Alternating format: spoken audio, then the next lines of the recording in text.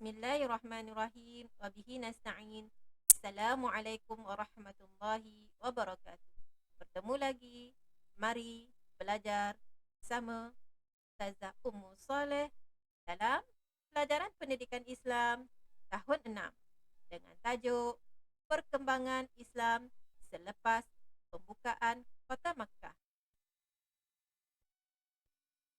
Baiklah, mari kita mulakan dengan mengetahui objektif pembelajaran. Yang pertama, kamu boleh menerangkan strategi dakwah Rasulullah sallallahu alaihi wasallam selepas pembukaan Kota Makkah. Yang kedua, boleh menjelaskan cabaran yang dihadapi oleh Rasulullah sallallahu alaihi wasallam selepas pembukaan Kota Makkah. Ketiga, kamu boleh menyenaraikan kesan dakwah Rasulullah sallallahu alaihi wasallam selepas pembukaan Kota Makkah.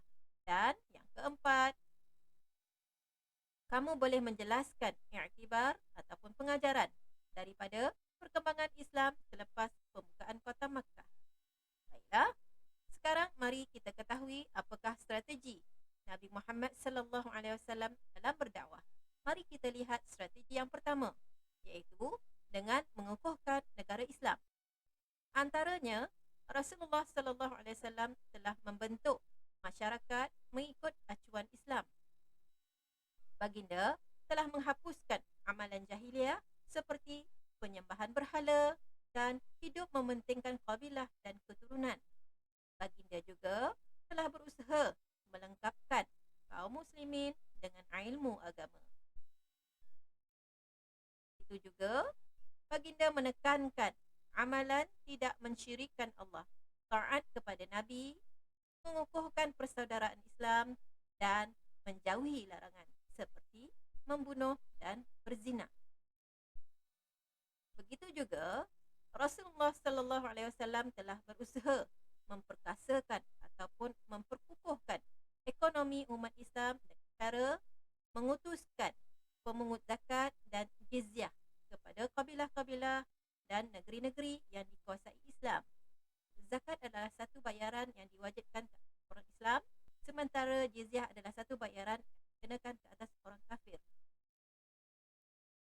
Baiklah, kita lihat pula apakah strategi dakwah baginda yang kedua, iaitu menekankan tanggungjawab berdakwah. Baginda menyampaikan, ditahu bahawasanya peranan menyampaikan kebenaran Islam dipikul oleh setiap umat Islam yang Muslim, sama ada yang lelaki ataupun perempuan. Begitu juga, mereka hendaklah saling berganding bahu, bekerjasama mempertahankan kesucian Islam pada ancaman musuh. Kita lihat pula strategi yang ketiga, iaitu dengan menjalinkan hubungan luar. Rasulullah sallallahu alaihi wasallam telah menghantar utusan dan gabenor. Para utusan Nabi Muhammad sallallahu alaihi wasallam dihantar kepada kabilah-kabilah Arab dan ditugaskan berdakwah serta menyeru mereka agar memeluk Islam. Para gabenor dilantik untuk dihantar ke negeri-negeri yang dikuasai Islam dan ditugaskan untuk berdakwah serta mengajar tentang Islam. Itu juga, baginda menerima kedatangan delegasi-delegasi kabilah Arab. Baginda menerima kunjungan mereka yang berhasrat untuk memeluk Islam. Baiklah, mari kita lihat apakah kesan daripada dakwah Rasulullah sallallahu alaihi wasallam. Yang pertama, terbentuk masyarakat Islam yang teguh, yang kuat akidahnya, hidup bersatu padu, aman dan damai. Begitu juga, negara Islam semakin kukuh, semakin kuat kerana setiap Muslim sanggup berkorban tenaga dan harta demi mempertahankan kesucian Islam dan negara. Seterusnya, ramai yang memeluk Islam kerana setiap orang berperanan menyebarkan Islam dan pengaruh Islam semakin meluas semenanjung tanah Arab. Baiklah, mari kita kita lihat apakah cabaran Rasulullah sallallahu alaihi wasallam dalam berdakwah. Yang pertama, baginda menghadapi penentangan bersenjata daripada musuh Islam.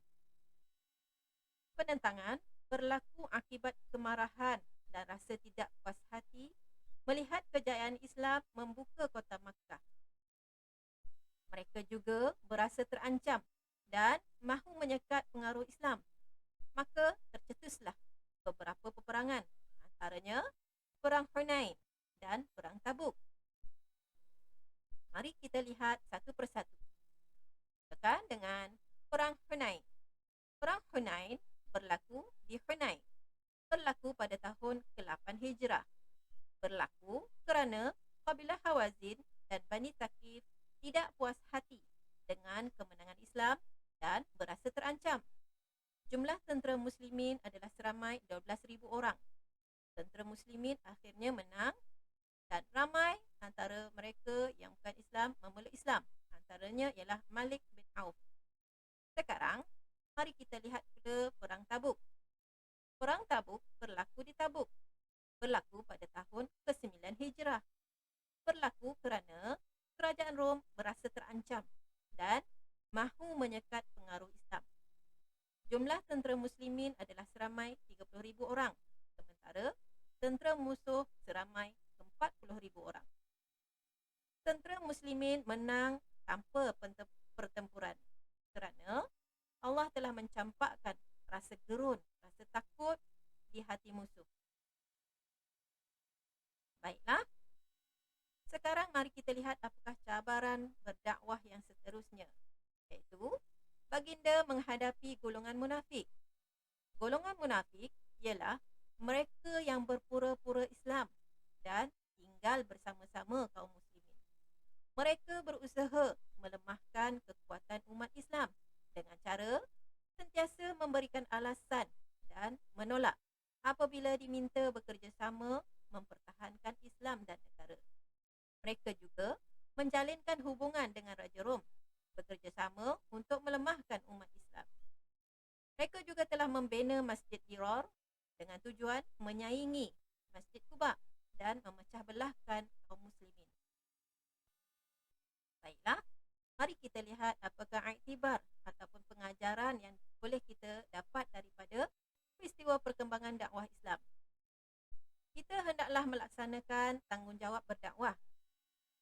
Hendaklah berdakwah dengan ilmu, perancangan dan cara yang berhikmah. Kita hendaklah memelihara kesatuan umat Islam. Kita mestilah belajar bersungguh-sungguh agar dapat menangkis da'yah-da'yah musuh Islam. Sebagai rumusannya, Rasulullah sallallahu alaihi wasallam merupakan seorang pemimpin yang terhebat. Sejarah telah membuktikan strategi dakwah baginda lepas pembukaan kota Makkah memberikan kesan yang menyeluruh kepada masyarakat, negara dan dunia. Kita haruslah mencontohi kebijaksanaan baginda dalam berdakwah dan menghadapi segala cabaran dalam berdakwah dengan kebijaksanaan dan hikmah. Bersyukur dan berusahalah agar kesatuan umat tetap terpelihara dan teruslah belajar sungguh-sungguh mendalami ilmu pengetahuan. Sekian, terima kasih. Wabillahi taufiq wal hidayah. Wassalamualaikum warahmatullahi wabarakatuh.